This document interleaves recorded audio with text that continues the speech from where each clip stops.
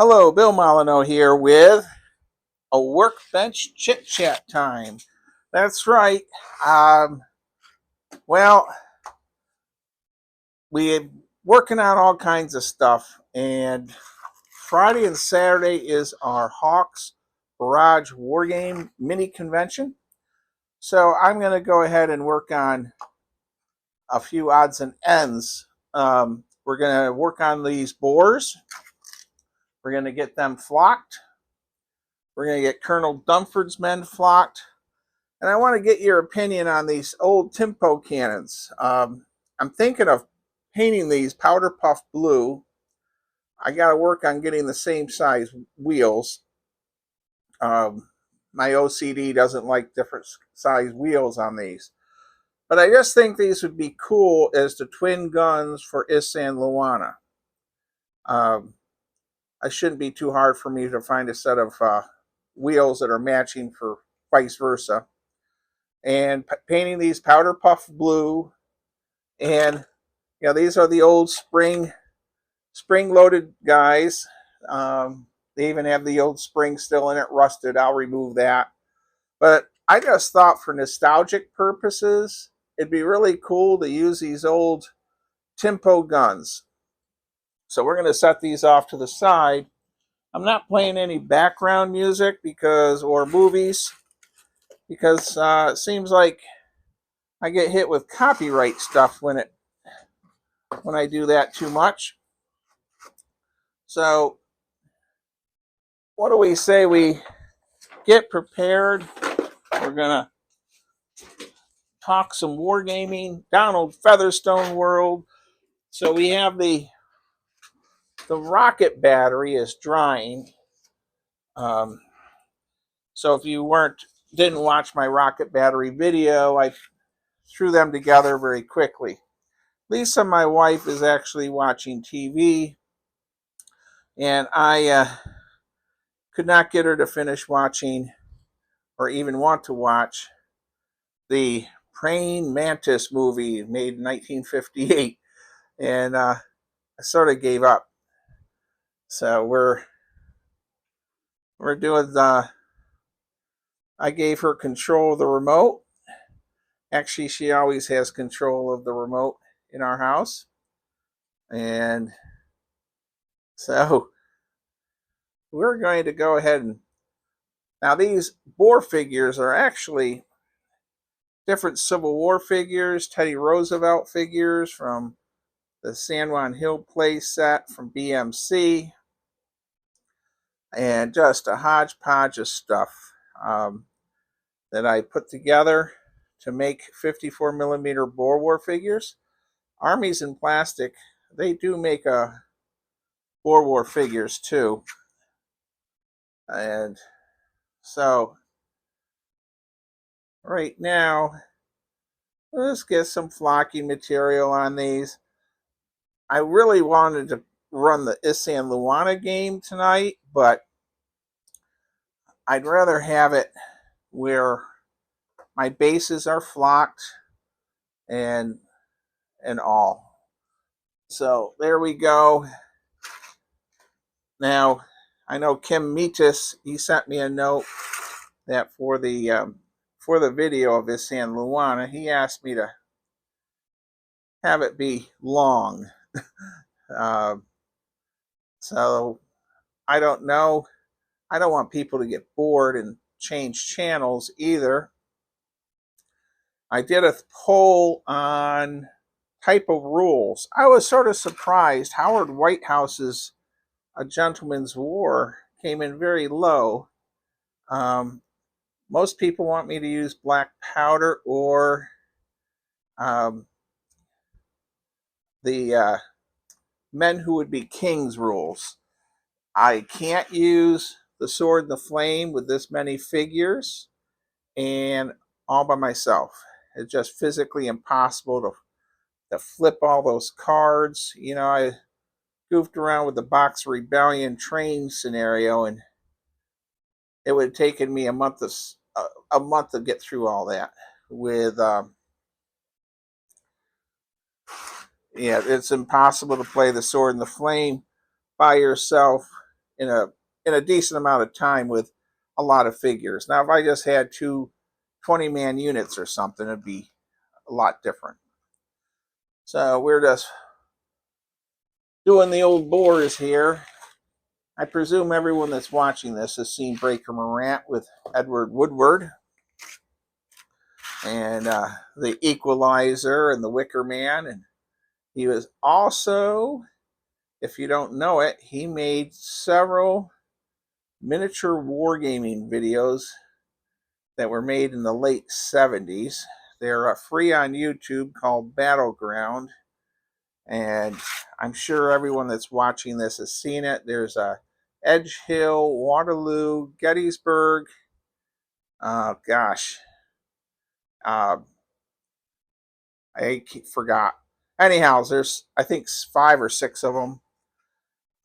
My wife says she'd rather drink Drano or something than watch them. She said it's the most boring thing she's ever seen in her life on TV. I do think Edward does a very good job with the introductions.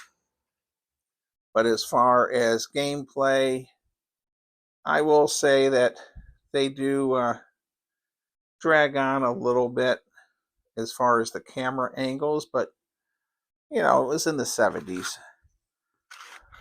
As I continue flocking here and chit-chatting, really happy. We've raised over $200. I think I'm around $220 for Toys for Tots now, with all you guys and gals that watch my channel. And you know, I try in a lot of ways to help historic sites. My calendar, my board games. I try to get back in actual cash.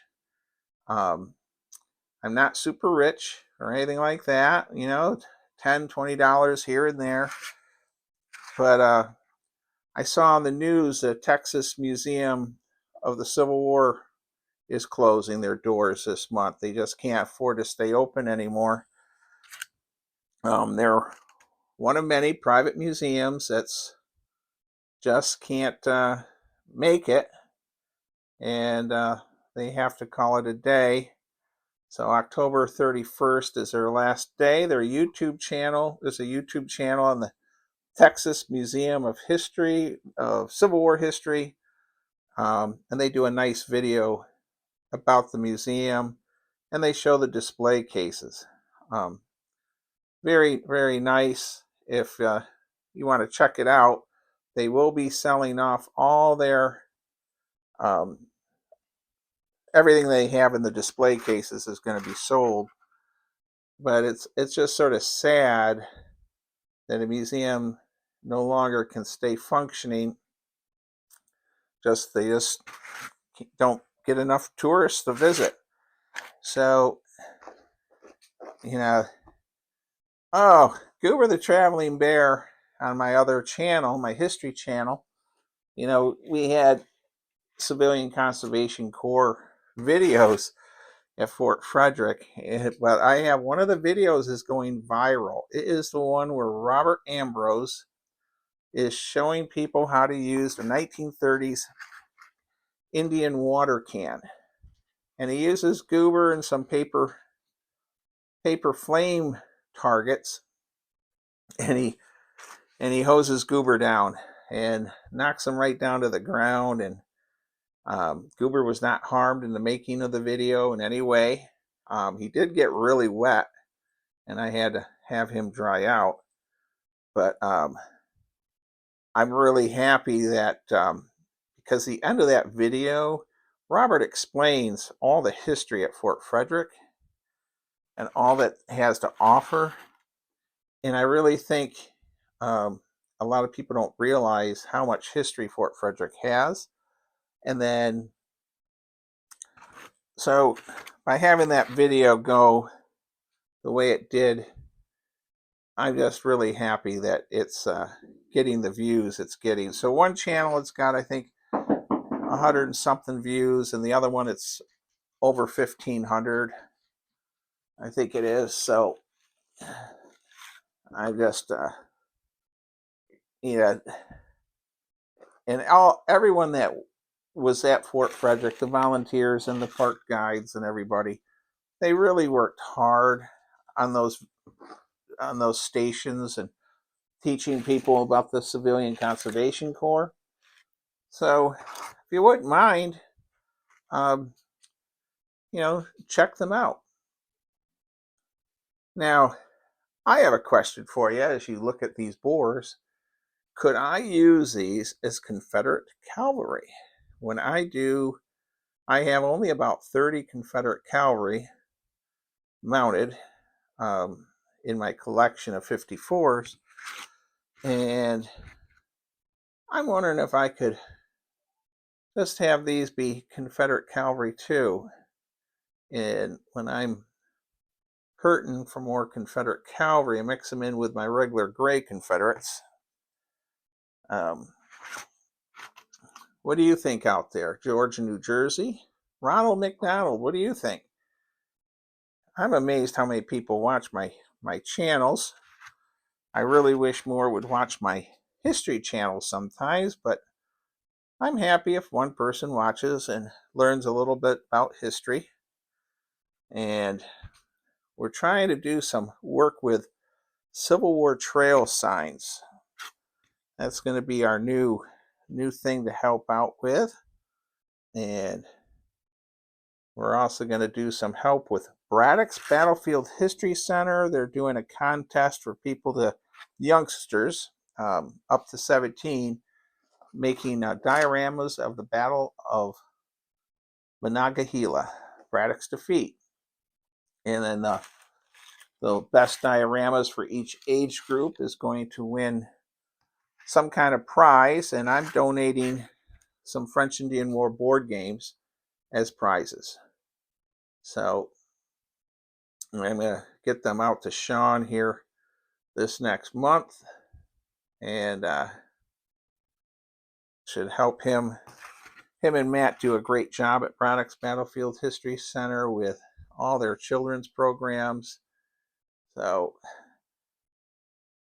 but very excited about this Boer War or these Boer guys, because I can actually do a Boer War battle. And I did one with Frank Prez and some of the guys when I used to have people over to this house before my wife got sick. So, and she's been feeling pretty good, and she thinks that here we're coming into the fall season that I can have small group of the chuckleheads over and visit for a game, as long as I don't go nuts with 50 people or something. And there, what do you think? We're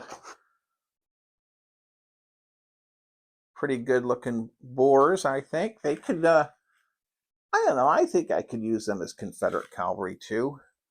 What do you all think? So we have I'm doing the British cavalry in green. I don't know. Sometimes they're going to be fighting in the desert, but I had to make a decision, and we're going with green. But I'm hoping that the Hawks have a huge turnout tomorrow. I have to work in the morning and all, and then do paperwork and a conference call. So I won't be there till later in the day on Friday, and then Saturday, well, Friday night, I'll be able to set up my Fort William Henry game, or at least get it in the building. Oh, Fort William Henry, of course, is huge. 3D printed in 54 millimeter. So it won't be you won't be able to miss it. Now at Fall In, it's going to be on a 20-foot table because we're going to have the relief force, and there's going to be a lot going on in that game. And then Kevin, Colonel Handsome from the Chuckleheads will be helping me. And so that would be cool. Because got to put Colonel Handsome to work.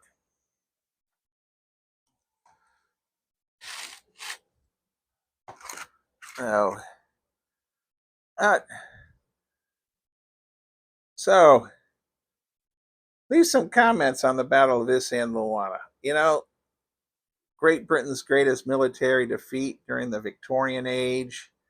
Um, it's quite amazing how many movies and or documentaries and videos and books and the famous author Ian Knight and just everyone um, regarding ammo boxes and Dumford or Chelmsford or whose fault was it, and Colonel Pauline. Um, just it's just like Custer's Last Stand in a way that it was. It's sort of like the Great Britain's Custer's Last Stand, But I think the camp should have been lagered with fortifications, and um, I think they were just overly confident that they wouldn't have an issue. But as it was, they sure did have an issue with. And I think the Zulu Dawn movie is quite accurate. I know people freak out about the Lancers being there because the Lancers didn't show up until the April invasion and all that. But I think for the amount of Zulu War movies we actually have in the world, uh, it's a great Zulu War movie. There's only a couple. All right, this is Colonel Dumford here. Colonel Dumford. Yeah. Um, there we go. Now, I'm not sure. David Markle, he gave me a real nice Whitworth gun. And I'm also considering taking that and duplicating his paint job, which is superior, and making a second one and use as the second Armstrong gun for our British. Now, the school teacher friend of mine who's going to borrow all this for a class about 3-4 weeks from now yet. So he's doing he's an eighth grade history teacher, and so it's sort of outside the box.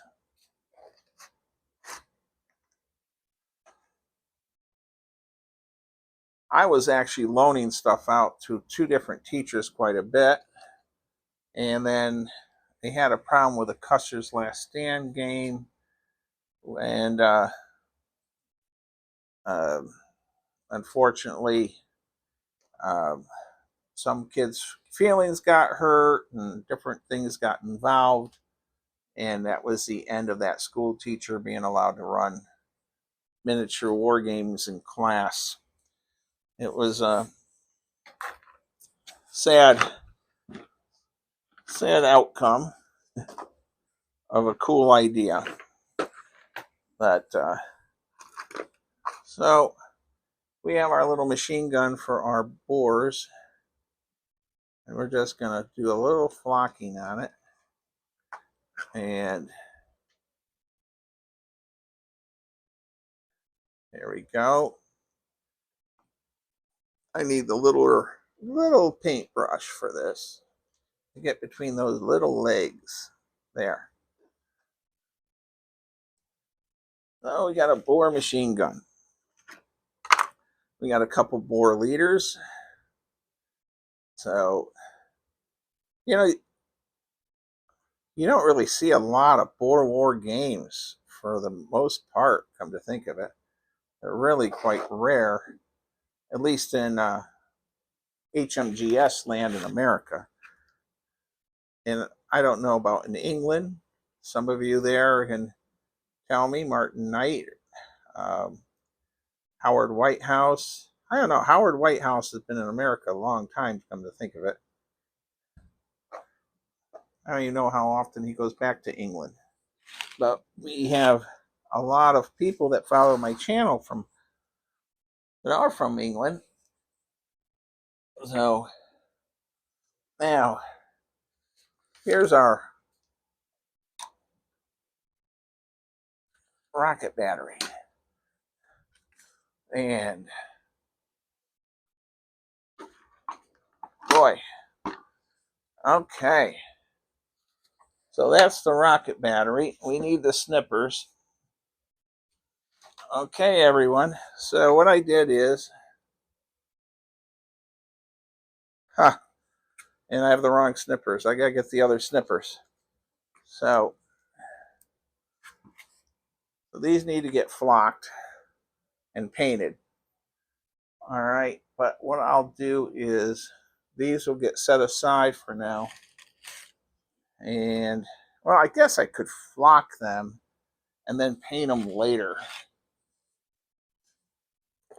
So I'll get the flocking out of the way. So we'll go ahead and put some flocking material on these. I'm going to use the smaller flocking brush though. All right. There we go. So I had several people said that I have to include the rocket battery at San Luana, including the famous Howard Whitehouse. So I said, okay, we will include it. So that's what we're doing.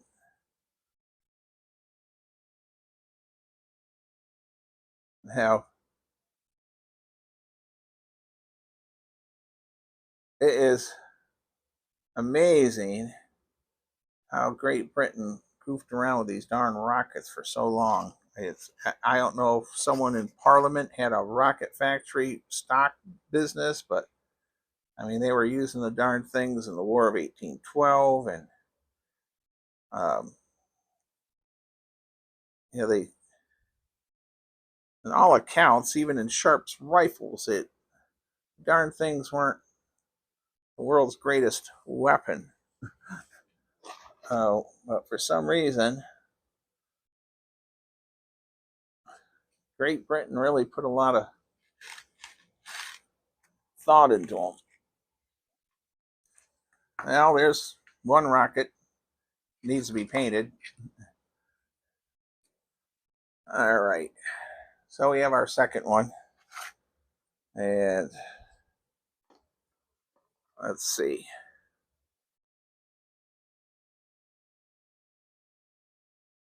But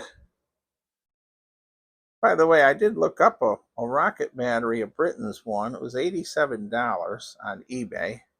And I said, there is no way I'm paying $87 for 3 figures and a rocket thing. And it was only one, too. And that's when I said, I bet with some toothpicks, I can put one together very quickly and very inexpensively, and maybe get someone else off the couch to make one themselves. Who knows? Um, I had someone leave a message that they're a Donald Featherstone wargamer too. That was sort of neat. You know, I grew up on Donald Featherstone books and Hattie Griffith, Charles Grant, Jack Scrubbies. There. Look at that.